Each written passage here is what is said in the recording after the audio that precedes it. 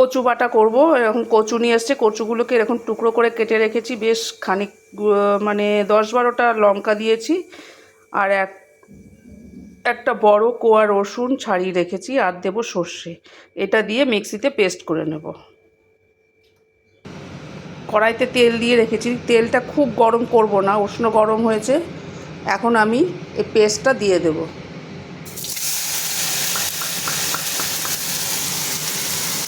দিয়ে ভালো করে নেড়ে নেব। এখন এটার মধ্যে দিয়ে দেবো 1 চামচ হলুদ, খুব বেশি হলুদ দেব না, পরিমাণ মতো নুন আর একটু চিনি দিয়ে ভালো করে আবার একটু কষাবো।